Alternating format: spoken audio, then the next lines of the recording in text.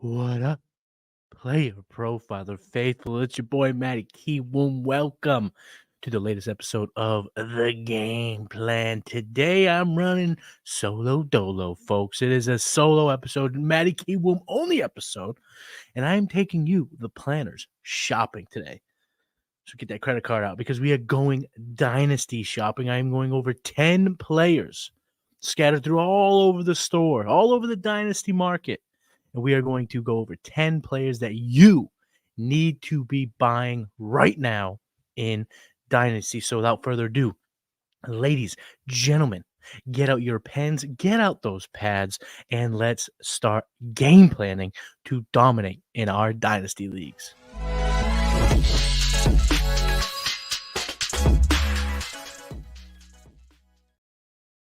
So first, we're gonna start in the clearance aisle. We're gonna go with some bargains, some cheap options that you can buy right now in Dynasty.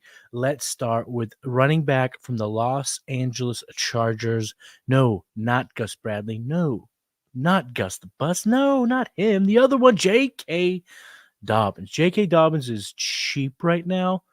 And the reason is obvious. It's because he has not been healthy. Over the last 2 years, he's only played in 9 total NFL contests. But he finds his way over to LA. He's going to link up with Jim Harbaugh, who's obviously him and Joe Ortiz and Greg Roman. They are all pretty familiar with his abilities. This is a guy who was, taken in the second round just in, 3-4 years ago in 2020. Of course, the speed score, the 40-yard dash, those metrics you could probably discard them a little bit because the injuries have piled up so much so that I imagine that the athletic ability isn't quite there, but he has been productive in his NFL career. In 2020, 2021, 2023, so the 3 seasons that he's been able to actually play, he has averaged over 10 points per contest. Now, again, this is since being drafted in 2020, he has only played in 24 total games. So the health is always a concern. But again, just I can't help but think back to that 2022 season when he came back late. He had 93 yards against Pittsburgh, and then he had over 105 yards against Cincinnati in the playoffs. I think he still could present some burst. I think he could still present some playmaking ability. And right now, I mean, you're talking about a guy that's uber cheap. Like I said, clearance aisle. We are shopping in the clearance aisle right now. And Jim Harbaugh is going to #establish the shit out of it this year. He went ahead and took Joe Alt 5th overall. Now he has 2 unbelievably talented tackles going forward.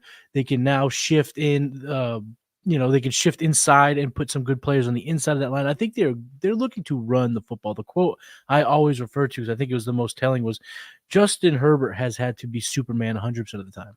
We want him to be Clark Kent 75% of the time. And so that's going to mean a lot of running back carries. And if J.K. Dobbins presents to be healthy, presents to be effective, this could be a lucrative role, a lucrative player to add. And when you're talking about adding him right now, so the all the players where they're ranked in terms of their position and how I'm valuing their market, I'm using Keep Trade Cut kind of as my North Star, as my barometer of the fantasy markets. Obviously, your league, you know it better than I ever will. So you can adapt, you can mold it, you can take this clay and make it whatever you want in terms of offers for these players. But I want to set a baseline. I want to set an expectation so that you can use that, the planners can use that as they go ahead and make offers to try to shop for these players that I think are must buys right now, must targets here in Dynasty. He's running back 49, and what it looks like it would take to get him is a low end wide receiver 3 flex player, someone like a Mike Williams, a Rashad Bateman, players that are probably just sitting on your bench and you're probably not excited to ever have to use. Move it for J.K. Dobbins and just, you need a little hopium, right? We need a little bit of hopes and wishes. We need some things to pan out. But if they do, even in a little bit, your investment in getting this player is so low that I think there's so much chance to have a little bit of, an ROI windfall if this guy is able to stay healthy on this team. The next player that I'm going to talk about here in the clearance aisle is Darnell Mooney. Right now, he's ranked on Keep Trade Cut as wide receiver 81. Now, Darnell Mooney just signed a deal to go play with the Atlanta Falcons, and that is important because that deal was about 3 years, 30-something million, and that deal was the same kind of deal that Gabe Davis signed. It was the same type of deal that Jacoby Myers essentially signed a year ago. This is a legitimate contract. This was not a flyer. This was not a bring him in and see. This was a we are targeting Darnell Mooney and we are bringing him into the fold. And they didn't really address wide receiver. They did draft a wide receiver, Casey Washington out of Illinois, but I thought that I didn't think he was going to get drafted. No offense to him, but I didn't think he was even going to get drafted. So he, in my opinion, is no true threat to the hierarchy in the passing game. Darnell Mooney right now, however, he slots right into that wide receiver 2 role across from Drake London. And at worst, he's just the fourth target on this team with probably as much deep playability as anyone on the roster. We do know that Zach Robinson, coming from LA, they are going to want to dial up some deep shots. And Darnell Mooney, don't forget, was a player who eclipsed 1,000 yards back in 2021. So far, if you've listened to kind of the coach speak regarding Darnell Mooney, they talk about his ability to separate. They talk about his ability to get open. They are talking about him in such a glowing light that Darnell Mooney is going to be a factor in this offense. And thank God they got Kirk Cousins. And you know what? Even if they don't have Kirk Cousins, they have Michael Penix. Michael Penix was able to support not one, not two, but 3 significant production out of wide receivers in college at Washington last year. And Kirk Cousins, as we know, he's been able to keep multiple pass catches afloat for many years. Last year was Addison, it was Hawkinson, and it was Justin Jefferson. And then you could also sprinkle a little KJ Osborne. So the fact that they're going to be he's capable of spreading the ball around is good for all the players involved. And I think right now, coming in this cheap, being in the clearance aisle, Darnell Mooney is a must buy. He's a shopping guy. Right now, the market seems to suggest that you could acquire Darnell Mooney for a 25 third. A 25 third. And I know the draft pick zealots will echo the importance of having picks. I will argue process over destination over result, because you could trade your 25 third now, and I can guarantee you could acquire 3 more by the time you get to your rookie draft, by the time those picks are supposed to be made. For instance, one of my leagues, I had 0 picks going into the off season, ended up with 5 rookies scattered throughout the first, second, and third round. So you can make moves, and you tune into the trade gods to find out some of those moves and throughout the season. But moving a 2025 third for Darnell Mooney is investing in a 0 risk asset. There's no risk at that cheap of a price, and the potential there for him to be a mainstay in your flex is there. So you got to go ahead and get Darnell Mooney. Shout out to my guy Seth Dewald. He's been on Mooney. He's been very excited about Mooney in Atlanta for some time now. He's really the one that kind of got me to dive deep into the profile, dive deep into the situation, and I've really come out enjoying what I've seen. As we continue down the clearance aisle, planners, this is a preferred player of mine. If you've rocked with Kiwoom, you know who I'm about to say in the clearance aisle, and that's Antonio Mother F. Gibson. Keep Checkout has been running back 58. Seems a bit low to me. I've been working on my dynasty ranks. I'm going to have him at around running back 30. I don't care. I'm going to go back to the well. He just signed with the Patriots. Again, a multi-year deal. They brought him in to use him in the pass game, to weaponize him through across the field. And yes, Ramondre Stevenson is there. And Ramondre Stevenson may be the better runner traditionally. But in today's NFL, Antonio Gibson possesses the most versatility, the most ability. He has the ability to be weaponized in a way that Ramondre just doesn't. I'm sorry, he just doesn't. And he's younger than Ramondre. I'm going to go ahead and make sure that this is true, but I'm about 95% sure that my man Tony G is a younger player than, yes, he is. He is about 3 months younger than Ramondre Stevenson. So I know he's on his second team, but that doesn't mean he's old. He's still only 25 years old. And again, this is a guy who's been a beacon of health over the course of his entire career since 2020. 14 games, 16 games, 15 games, 16 games. So basically the polar opposite of J.K. Dobbins. He does have a season in which he's ran for over 1,000. He has 3 seasons in which he has recorded 40 or more receptions. He has 2 seasons under his belt with double-digit touchdowns. He is a playmaker, a yards creator, 5.11 yards created per touch. That was second best last year amongst qualified running backs. He runs a ton of routes, 7th in total routes run at the running back position. And quite frankly, being on the Patriots, there's probably going to be a lot of ugliness as either Drake May develops or Jacoby Brissett takes over. And you know, Brissett's not afraid to chuck it. Remember when he was the QB at Cleveland, he was able to keep Amari Cooper very, very fantasy relevant. So I don't think if he is the guy that they're going to be captain check down, but Jalen Polk, Javon Baker, even though I like those players, they are rookies. They are 2nd and 4th round picks. They are going to take time to develop. And a guy like Antonio Gibson can provide either quarterback a safety net with electric ability. And if there was something to happen to Ramondre, if he were to get hurt, dinged up, or just decide I don't want to play this way, Antonio Gibson, 6 foot, 228, runs a 4.3, 940. 99 percentile speed score. This is a guy that could shoulder the load. He could be a bell cow if given the opportunity. There's some reason why he hasn't been given the opportunity in Washington, and I firmly do not believe it's him. I believe it's the coaching. I believe it's something, because when he was given the opportunity, when he did rush 250 times in 2021, again, over 1,000 yards, 4 yards per carry, 42 receptions, 10 total touchdowns. He was a top 20 running back on a points per game basis for fantasy. So I love me some Antonio Gibson, and you're buying him at damn near running back 60 prices, and he's never in his career finished that low. Never. Well, running back 16, running back 17, running back 28, running back 41 on a points per game basis, and you're getting him at such a discount. I am all in.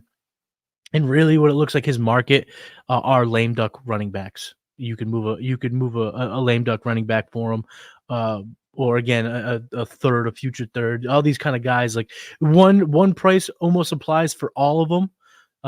But I'm trying to specifically kind of narrow it or focus on a certain kind of price tags to, kind of diversify, to kind of keep your brain working and rolling through what you have, because you may not have a particular asset. And I want to say 25 third for this guy, 25 third, and you're like, I don't have a 25 third.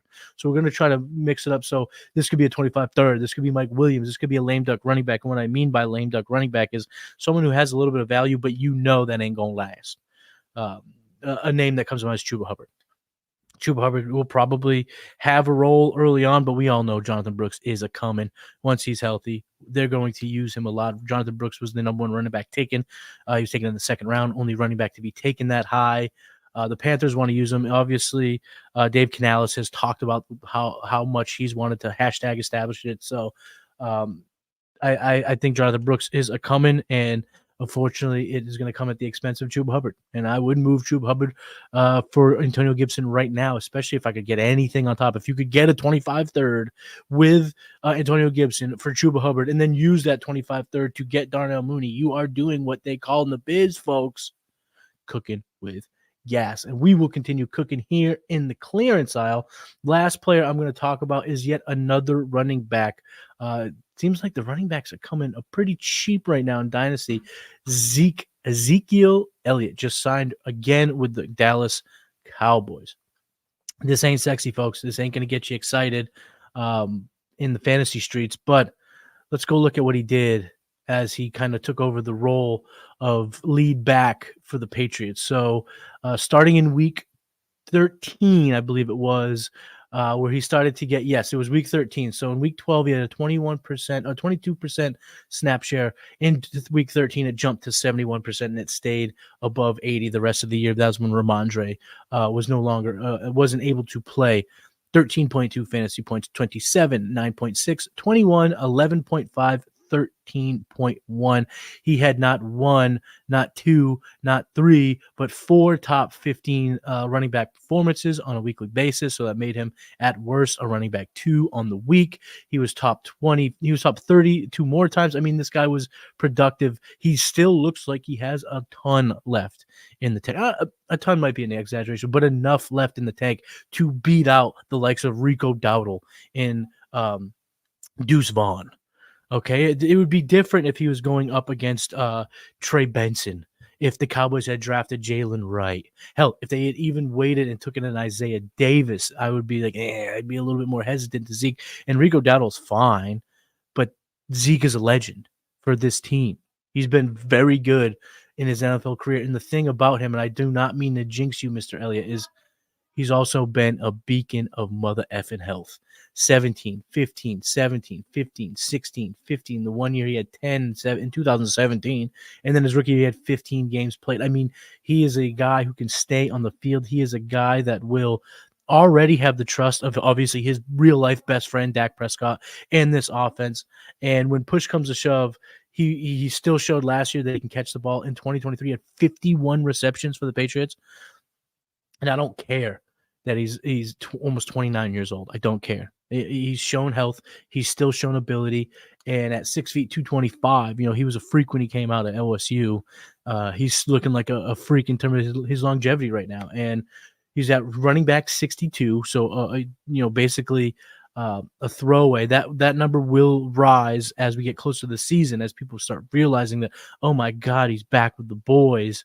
So you want to swoop now. This is a clearance aisle item, a clearance aisle player that you want to jump in now before that price starts to go up and the market realizes that he shouldn't have been discounted as much as he is. But as of right now, again, you can get a 25 late third, 20. I even offer a 24 fourth for him. And it seems as if most markets would be susceptible to trading away a young roster clogging wide receiver. Some names to put to the label: a Rondell Moore, a Jonathan Mingo, a Wan'Dale Robinson. These guys seemingly do not project to ever be mainstays in your lineup, as Zeke could potentially be a running back 2 for you all damn years. So move those assets, move a Rondell Moore, move a Jonathan Mingo, move a Wan'Dale Robinson, move a fourth this year or late third next year, and get Ezekiel Elliott before that price goes up. Okay, we are moving out of the clearance aisle, folks, but you want to keep shopping with your boy? I highly recommend you stick around, keep shopping, because we're going to go to the more medium price aisles, and then we're going to go shopping in the premium aisles. But before we do, folks, have you heard about the Player Profiler Breakout Finder? Oh, hey, it's Mr. Breakout Finder coming at you. The Breakout Finder features 3 key tools: a database of metrics that include speed score, college dominator, breakout age, but also Breakout Finder only stats like dynamic score, level of competition, teammate score. All of these things are part of the overall Breakout Finder algorithm that pinpoints the probability that a player will break out. Everyone's talking about my model does this and my model does that. Well, we give you the data points that go into the model. We have a feature that lets you compare players, and then we give you the precise probability of every wide receiver, every running back, sorted and filterable by class year. So when I'm talking to my friends and I need to show them why I'm so bullish on Player X, I pull out the Breakout Finder and bam, there he is. So go to the App Store, go to Google Play. It's $5 to get the Breakout Finder, and then a couple extra bucks to get some of these additional enhanced stats. Go download it and thank me later.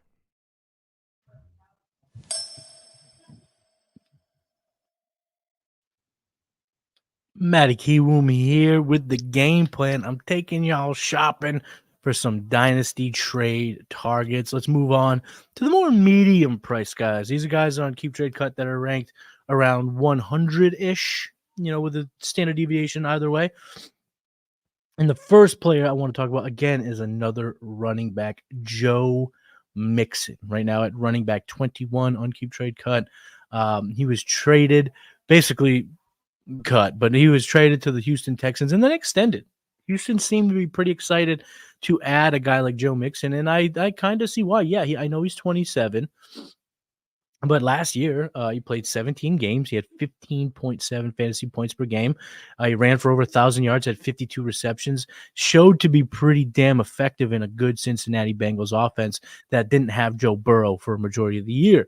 He heads over to Houston. Of course, he has C.J. Stroud now. He has Stephon Diggs, Tank Dell, Nico Collins, Dalton Schultz, a solid offensive line. I mean, he is going to be in a situation that, running back should clamor over. And now you look at the depth chart, you know, Damian Pierce is he's gone. He's in the rearview mirror. He's no longer a thought here.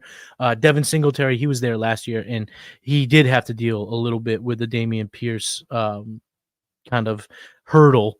And once he cleared that, he went on to have his best year of his career, had almost 900 rushing yards. Basically from I think it was week 9 or week 10 on, he was a running back 1 or 2 almost every single week. He was awesome for this team, so good that he went out and was able to get a multi-year contract from the New York Giants. So Motor to Singletary, shout out to you. I had rostered him everywhere last year because I was never a believer in Pierce. So once a guy like Devin Singletary went to the Texans, I was all over it. And I think you should be all over Joe Mixon now. Over his last 3 seasons, 16 games played, 15 games played, 17 games played, reliability. We know his ability to make plays in the passing game is superb. 42 receptions, 60 receptions, and 52 receptions each of the last 3 years. And now, again, he's going to be in a team that is going to score a ton of points, is going to be exciting, is going to have some electricity to them. And I think Joe Mixon is actually a fantastic fit in the Houston Texans offense. He created 990 yards last year, 58.2 yards created per game. That was 6th most. So he still has some juice. And the Texans believe he is going to contribute enough that they extended him before he even played a snap with that bull on the helmet. And when you look at his market on Keep Trade Cut, it seems like you could get him for a late 24 second. And I know we're in rookie season, so you're like, no, I can't trade a late second. But when you put a name to it, you're probably talking more so like who's going in the late second right now. Great radio, Kiwoom. Way to be ready to rock here.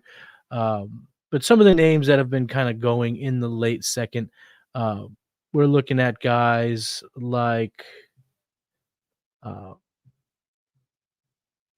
nope. All right. Sorry. I should have pulled that up. That's on me. But throwing names out there.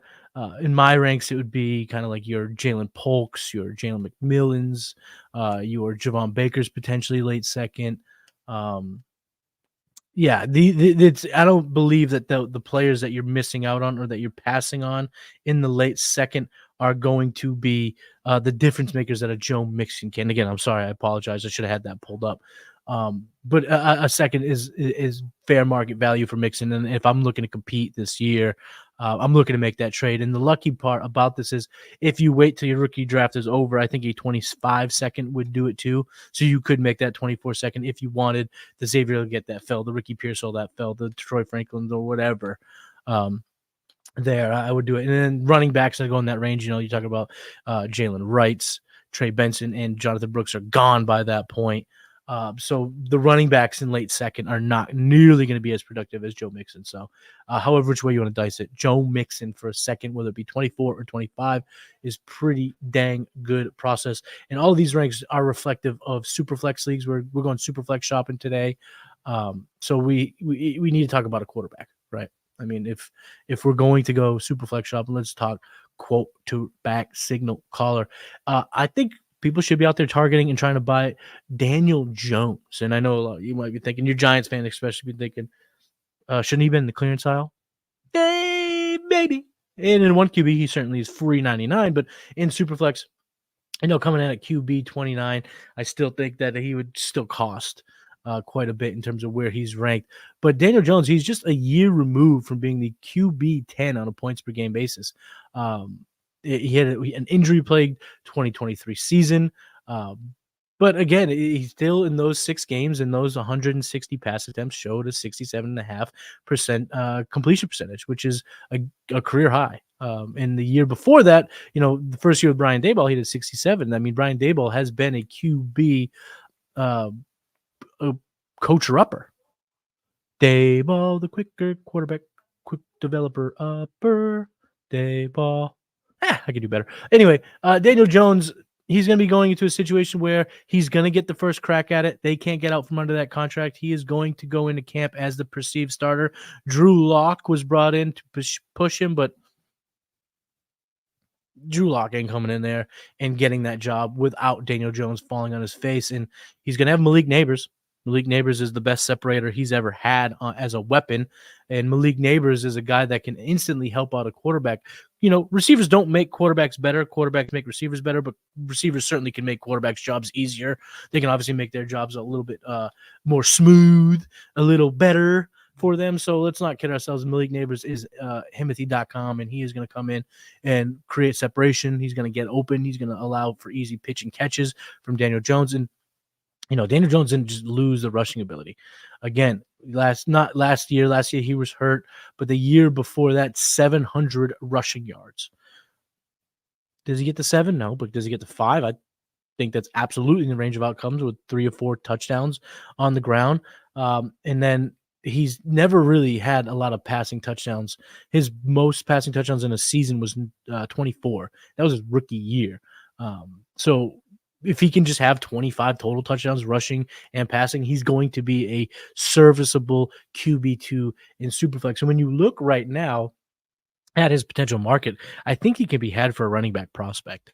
And not even a rookie, just a guy that, you know, a second year guy. So 2 names that come to mind: Zach Charbonnet, Kendre Miller, 2 guys that haven't really broke out in the NFL, don't really project to have a clear path to breaking out in 2024, unless, of course, injury happens to Kenneth Walker or Alvin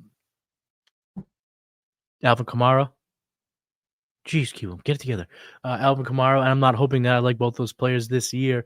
But again, with Zach Charbonnet and Kendre Miller having some obstacles, having some hurdles, having some development in their way, why not move one of those to get Daniel Jones, who could be your QB3 to start the season? But we all know when the bullets be flying, quarterbacks are needed, and you could have him in. And if he does play up, he does play well for the New York Giants and with Malik Neighbors, you know, could you flip? Of course you could flip. That's always an option in Dynasty. So why not? You can move a Zach Charbonnet. You can move your Kendre Miller. You can move them for Daniel Jones and then take your 25-30 and go get Zeke Elliott. And now you're cooking with gas, baby. You're doing the damn thing. The last player I want to talk about here that I've labeled as medium price is Jahan Dotson. And I want to give the podfather Matt Kelly a shout out here. He tweeted out, you know, it took Tyler Lockett 4 years to break out. Just saying.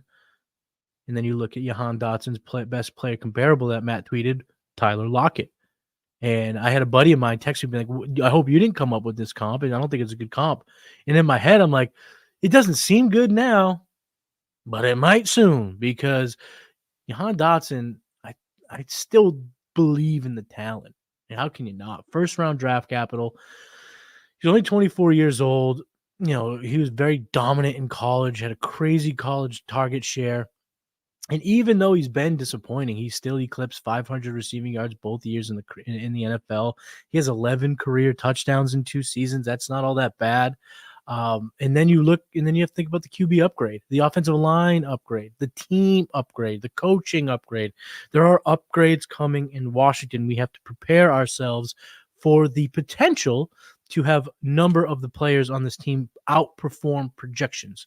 I'm not saying that's a must. I'm not saying that's going to happen. I'm not saying you should sell all of your assets for all the Washington Commanders. All I'm saying is that with these upgrades, these significant upgrades to the quarterback, to the offensive line, to the offense, to the coaching, to everything, there is room for development and growth and improvement from players that are already on that team, namely Jahan Dotson, a player that I liked coming out of Penn State, and you know, his play comparable. Tyler Lockett is one of my favorite players of my entire history of playing fantasy. He was someone that I can remember. I'm old enough to remember when Tyler Lockett came out. When he came out of KSU, he was a guy that he was traded about 500 times because everyone believed in the player, but he just was not producing. And then all of a sudden, 4th year, takes off. And he hasn't looked back since. He's still undervalued asset in Dynasty, but he's still a valuable asset in Dynasty. I think Jahan Dotson could take a similar path. They did not do anything. The Commanders didn't do anything to push him aside, to replace him, to get, Ben Sinnott is there. He's going to play tight end, but Logan Thomas, Zach Ertz, they're older guys. If once Sinnott takes over, he's going to have his role, and I don't think that's going to cut into Jahan Dotson. Jahan Dotson is not a high volume guy. He's an efficient guy. He's a guy that can make plays downfield, and he's coming off a healthy campaign, and sometimes that means the most in the NFL. It's easy to forget here in May how injuries really suck, but when you're in the shit, you happen to be reminded quite often how much injuries suck, and the fact that he's been a healthy guy since he was able to return back in his rookie year. I'm trying to buy. I'm trying to buy. I am. And at wide receiver 54 price, you're talking about moving like an aging running back or a 25-second. And I know 25-second might seem steep, but when you trade 25 picks now, what often gets forgotten is time in the variable, right? You're trying to equate these things. You're trying to make the math fit. You're trying to make it make sense in your mind, but what often gets forgot in that equation is time. So you could trade your 25-second now, and then you have 340 days, 345 days to get another second. You can do it. No matter whether it's cash league, a sharp league, doesn't matter. Deals can be had. And a guy like Dotson is a player I want now, especially if I'm trying to shave off some older guys. An aging running back comes on Nick Chubb. Let me sell my Nick Chubb right now. I don't know what's going to happen. Let me sell my Nick Chubb. Let me get Jahan Dotson and just believe in the player, believe in the prospect, believe in the situation, and then go ahead and acquire Jahan Dotson. Folks, planners, I'm glad you went shopping with me today. We're not done. Matter of fact, I have 3 players that are premium players. This is for the big dogs. These are for the risk takers. These next 3 players are for the dogs, the hungry, the winners in fantasy football. These are the people that aren't afraid. They're not afraid to risk it for the biscuit. They ain't scared, homie. They are ready to make big moves in big-time plays in big-time leagues. And the first guy I am going to talk about is Mr. Jordan Love. Jordan Love right now is being valued as quarterback 10. But dial it back to 2023, his first year as a starter, Jordan Love was QB 5. Let that sink in. He was a top 5 quarterback for the Green Bay Packers. He's only 25 years old. Last year, he had a sub 65% completion percentage, so I think there is room for growth there for rushing touchdowns, which we did not expect him to be a big time rusher, but he has athleticism. He's fast enough to get in the end zone to finish plays, and we saw that when he had about 250 rushing yards, 4 touchdowns. He threw for 32 passing touchdowns, and I think that number can either maintain or still go up. Christian Watson was hurt last year. Jaden Reed was a rookie. Dontavian Wicks was a rookie. Romeo Doubs is dog water, but he's there. But they have such a good young wide receiver core that they ain't nothing changing. Things are just going to get better. And now he has a true do-it-all running back. The combination of Dillon and Jones was fantastic for him and what they brought to the table last year. And Jones, of course, was hurt, which stunk. He's getting older, but he's no longer there. Now they have Josh Jacobs. Josh Jacobs can do what Aaron Jones did. He can do what A.J. Dillon did and be one player. And then he also has Marshawn Lloyd waiting the wings, who's a fantastic player who can catch and who can run. So he's going to have weapons all around him. They just took Jordan Morgan in the first round. They are continuing to bolster this offensive line. They are building a very sound offense. And I think getting into Jordan Love right now, buying some Jordan Love right now might seem pricey, might seem a bit scary, but YOLO. You only live once, and this is a guy that I think the window to close to ever buy while he's effective could close this year. When you pop the hood, his EPA was 6th highest amongst quarterbacks. He had the 10th best QBR. He was just a good player. Fantasy points per dropback, he was 8th. Yeah, man. Air yards per attempt, 7th. I mean, there's a lot to love in the Jordan Love profile. We love. And when you look at Warp, wins above placement, shout out to the South Harmon guys, Mike and Adam. They developed the Warp tool, so check it out, southharmonff.com. He just continuously performed above names that are just held sacred in Dynasty. And I think Jordan Love is a guy that can be. He came in. He was a big time player. He left his mark in 2023, and will continue to do so in 24. So we're looking at his market right now. He might take you a mid to late 24 first. I'm all over it. I'm all over it. If Neighbors, Harrison, Adunzi, Bowers, Caleb, May, Daniels, and McCarthy are all off the board, I have no problem trading the rights to draft Xavier Worthy, Brian Thomas, Trey Benson, Jonathan Brooks. I have zero hesitation moving that ticket, that fun coupon for Jordan Love. So if you're sitting there, you're going, and someone goes, how about that 109? Give me the 109 for Jordan Love. And he's thinking to himself, I'm about to pull one over. You go, it's like, give me Jordan Love. Easy peasy, lemon squeezy. Now I have a foundational quarterback on my dynasty roster, a guy that will be a producer for the next 3 to 5 years. Easy. So I'm all over buying Jordan Love. I talked about Antonio Gibson, who was one of my favorites in fantasy. Now I'm going to talk about my absolute favorite player in the NFL. And I'm still buying.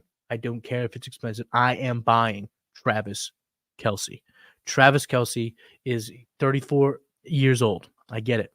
People talk about this cliff. And now everyone's scared of this cliff that he ran into last year. He had such a bad year. Oh, man. Travis Kelce, he's donezo. He's dust. Is he? Is he? Is he? In 15 games played, remember, he was just 16 yards shy of racking up another 1,000-yard season, but decided not to play because the team means more to him. The championships mean more to him than playing in Week 18. So in 15 games played, he still saw 121 targets, caught 93 of them for 984 yards, 5 touchdowns. He was tight end 1 on a points per game basis, 14.6 fantasy points. And overall, he was tight end 3. He was tight end 3 with 5 receiving touchdowns. 5. He hadn't had less than 9 touchdowns since 2019. And since 2017, he hasn't had anything less than 8. You have to go all the way back to 2019 to have a touchdown total that low. There's no way Travis Kelce just has 5 touchdowns this year. And then you look under the hood. You go, hey, everybody's on 9 metrics. He's got to be showing fading there. Well, I guess technically he's showing a bit of a drop-off because he used to be number 1. Now he's just number 5. He was 4th in yards after catch last year. 4th. And he missed 2 games. This isn't a point. This isn't a per-game basis. This is in totality. He had 469 nice yards after catch. He's still that dude, man. He's still that dude. And his expected fantasy points per game was 2nd.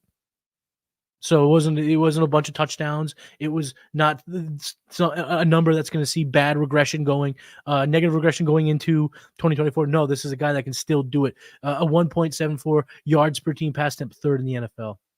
Yards per run, 2.01, 4th in the NFL. Come on. What do you want? Juke rate 2nd amongst qualified tight ends. I mean, you just look at his player profiler page and you just can't help but be like, it doesn't look like he's falling off. 3rd in EPA, 4th in fantasy points per yard fantasy points per route run. Travis Kelce is still very much a difference maker in fantasy. And then you just look at the team. They brought in Kingsley Sumatia. That's going to be a guy that could factor into their offensive line and help out right away. They brought in Xavier Worthy. They brought in Hollywood Brown. Shout out to Sleeper. Shout out to Sleeper because now I no longer have to put in Marquise Brown. He is officially Hollywood Brown on Sleeper. So shout out to you guys. I love that addition. And also F you, Sleeper, because now my chances of getting Hollywood Brown have gone down now that the person who rosters him looks at him and sees Hollywood Brown, not Marquise, because it's so much cooler. So awesome, but also not awesome. Kind of this duality thing. Either way, Travis Kelce is a must-buy. He is an absolute must-buy. And if you're a contending team, you can move right now, according to the market, a 26 first. And I know first in 2026. Again, folks, factor time. You have 2 years essentially to get that 26 first back. You could put it on loan, okay? You could send it on loan, European soccer style. You can get it back later on. You got plenty of time to make moves, but you want to win now. Travis Kelce's the guy. And another thing, this might be my boldest take in terms of trade. I would trade a projectable wide receiver for Travis Kelce. And the name that comes to mind is Jackson Smith-Njigba. Yes, if someone would send me Travis Kelce for JSN, I will do that. JSN, love the player coming out, but the situation is starting to make me more and more nervous the more and more I dive in. The production was so bad as a rookie. You don't typically see guys bounce back in tremendous ways unless there's a huge shakeup, and you still got Geno Smith. You got a new coach, but he's a defensive-minded coach. And it's a front office that brought back, that targeted and worked the contract so he'd come back and Tyler Lockett. I'm not saying that I'm out on JSN. I'm not saying sell JSN. I'm just saying buy Travis Kelce. And if the price in your team, in your league market is JSN, I'd be more than happy to make that payment. And I am going to send you out here, folks, with a banger. You thought that buying Travis Kelce was going to be the grand finale, the final boss? No. I'm going big here. Again, this is the aisle. This is the premium product aisle. This is top shelf liquor. This is not for the faint of heart. If you're not willing to risk it for the biscuit, this is not the move for you. But for those who are trying to get those rings, get the chips with the dip, these are the moves you should be making right now in your Dynasty leagues. And I'm saying go out and target. Nay, go out and buy Christian McCaffrey. Again, people are going to start looking to sell. 27 years old. But this guy is a freak. He had back-to-back injury-plagued seasons in 2020 and 2021. And at the time, I can remember Matt Kelly saying, if he does bounce back, it's unprecedented. We've never seen it. But he did not say that he wasn't expecting it. He was just saying that it would be unprecedented. And this is the type of guy who breaks the mold, because 2022 he played 17 games. 2023 he played 16 games. He's been now running back 2 or 1 pretty much each of the last 6 seasons. The injury-plagued seasons will throw that out, so each of the last 4 if you throw those 2 out. But even in those 2 seasons that he didn't play a whole lot of games, he still averaged 18.2 fantasy points and 30.1 in the 3 games that he played in 2020. So this is a difference maker. This is a championship maker. This is a league dominator. And last year, first in breakaway runs, first in evaded tackles, third in yards per touch, fourth in production premium, second in EPA, first in yards created. He's still got it, ladies and gents. He's got it every which way to Sunday. And when you're looking at this guy, you also have to factor in his ability to catch the football. 67 receptions last year, 85 in 2022. This is a guy that has 2 seasons of over 100 receptions. He has over 100. He has over 1,000 receiving yards. I know it's been a long time since he did that, but this is just the skill set that he possesses. And as he gets older, you can expect him to become more of a specialized weapon as opposed to the grinder. I mean, the Niners did fantasy gamers such a damn service. Let's tip our caps to Kyle Shanahan and to John Lynch and to that team, because drafting Isaac Guerendo and signing Cody Schrader, let those massive human beings run between the tackles when you're between the 30, your 30, and their 30. Hell, even their 20. Let's stretch it out.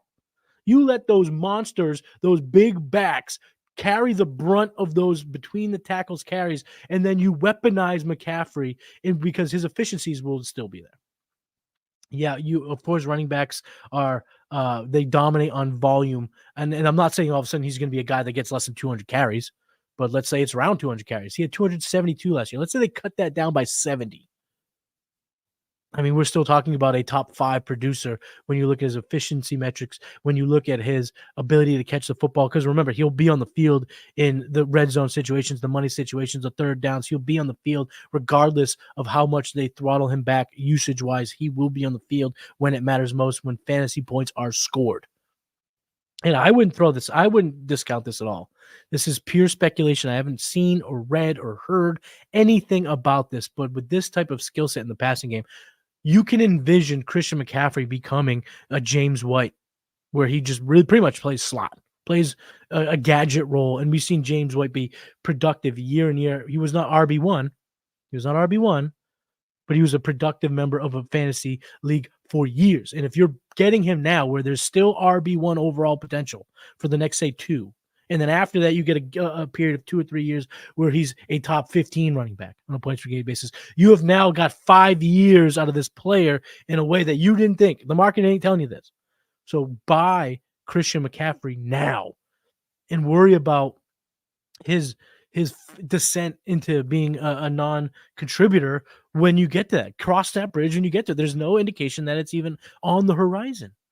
There's no indication that it's right there. He is going to be a top of the league player for the next couple years, and then transition, regroup, time. Kind of the through line narrative in this episode has been time. Utilize time, realize time. Don't be scared of time. And when you look at the market, he's running back 4 and keep trade cut again. Same for the fan of heart. We are talking premium product.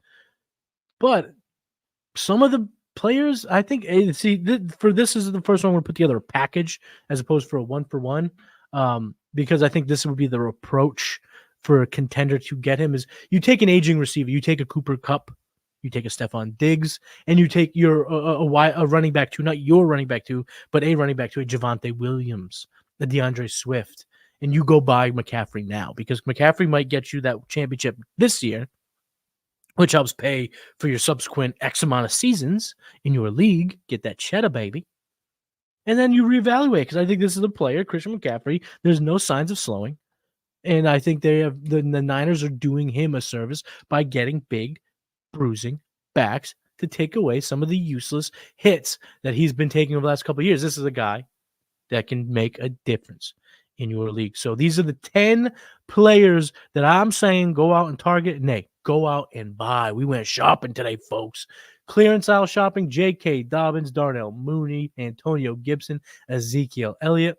Some of the medium range price guys, Joe Mixon, Daniel Jones, and Jahan Dotson. And the premium babies, the blue chippers, the big money players, the premium assets, Jordan Love, Travis Kelce, and Christian McCaffrey. Folks, this was awesome.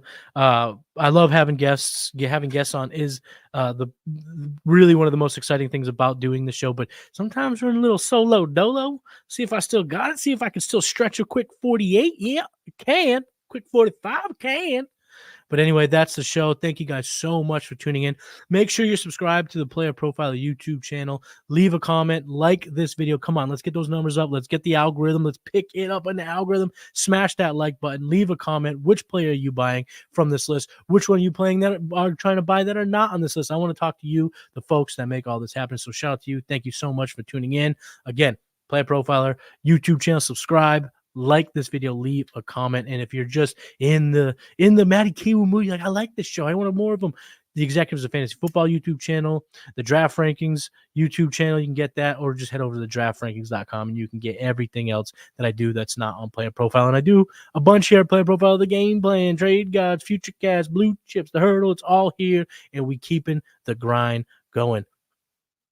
Ladies and gentlemen, thank you so much for tuning in. Keep game planning, my friends, and I will see you next week. Peace. Hey, I want to thank you for being part of this broadcast. If you have any thoughts on it, leave a comment. If you enjoyed it, make sure you leave a like. And if you want to see more shows on the Player Profiler channel, subscribe to it. That's how we know you want more.